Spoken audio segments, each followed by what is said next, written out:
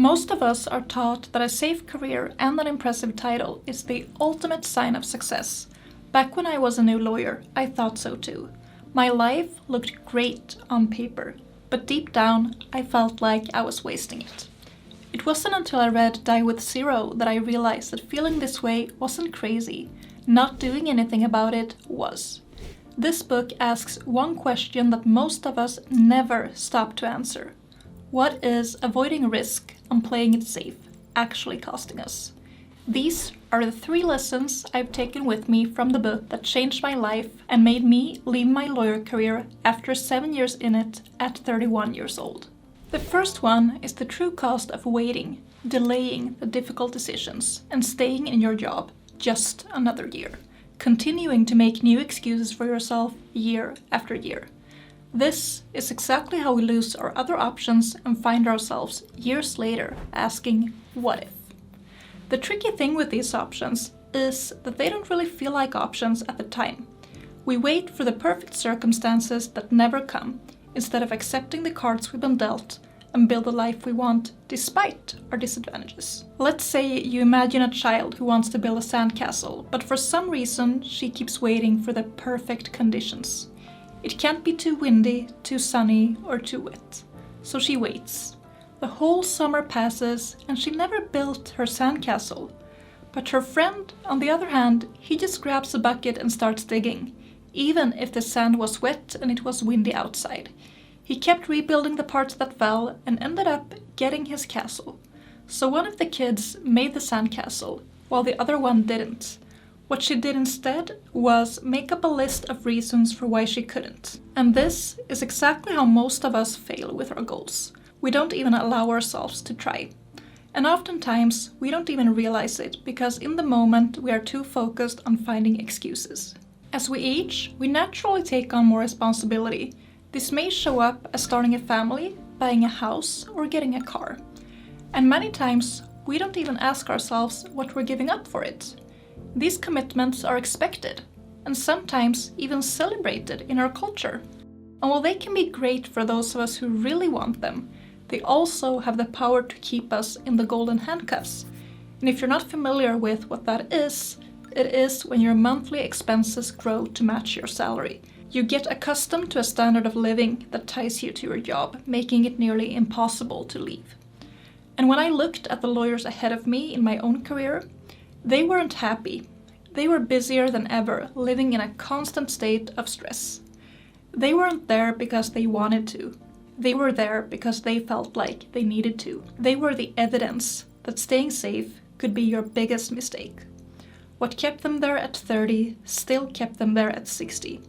It was clear that they had spent their single chance at life saying yes to their jobs at the expense of everything else. And the scary thing was that the only thing I had to do to become them was to keep going. And that's when I realized that I couldn't. What they had wasn't my dream life.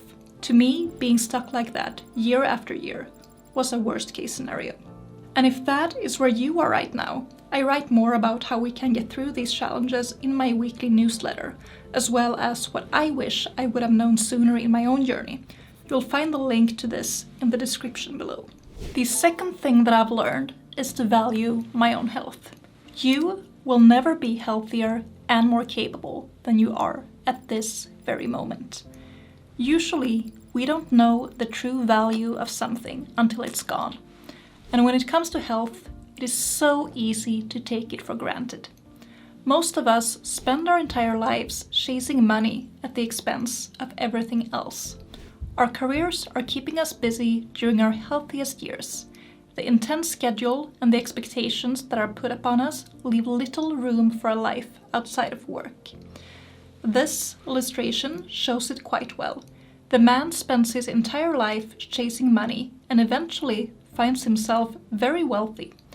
But what is he going to do with all of that money at that stage of his life? Another issue that I've found is that oftentimes we don't even question how we are chasing our money and whether that method is compatible with a life that we actually want.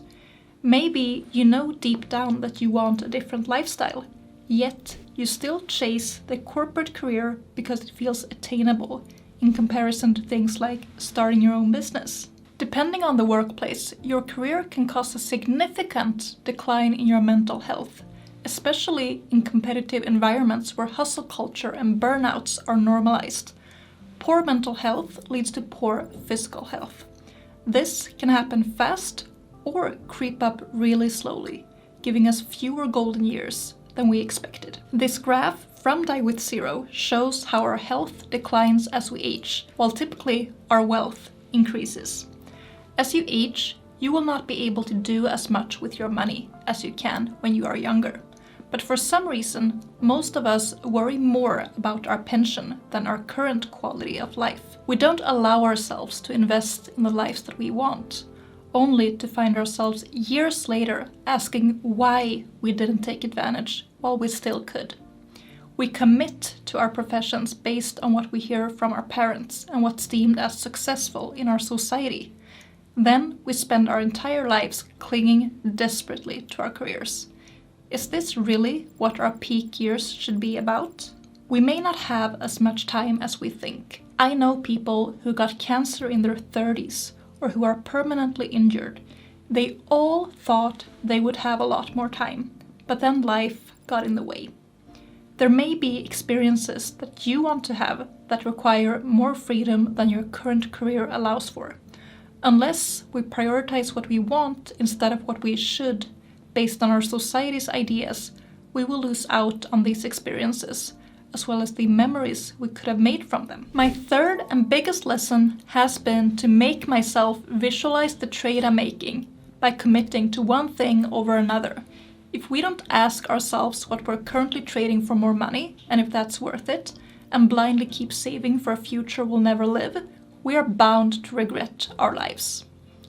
Because the older we get, the more we will look back at our memories. The richness of your experiences will determine your judgment of how full of a life you've lived. As you get older, your window naturally gets smaller. And if you're around 30 and don't already have kids, you have to consider that as well. Do you want to be a parent? Will that work with your current career?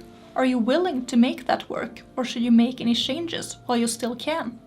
Think about the hidden cost of maintaining your current career for the rest of your life. The constant facade for your superiors, the golden handcuffs that seem to get tighter with every promotion, not being able to be present where it really matters. By staying where we are, we keep trading our potential and the life we could have lived. Depending on how you feel about your daily life, not making a bold move while you can may be the riskier choice. I know it can be daunting to think like this, and many of us would rather deny the weight of our daily decisions. It's even scary to acknowledge that staying where we are is a decision, and that we are trading something else for it, oftentimes without even noticing. As humans, we prefer being miserable but comfortable over the challenge that comes with building the life we want. That is unfortunately why we stay where we are, despite facing the risk of regret years later. So, if you feel like you are at the risk of wasting your one chance at life, but you're still waiting for the right time, you will find the signs you can't afford to ignore in this video. I'll see you there.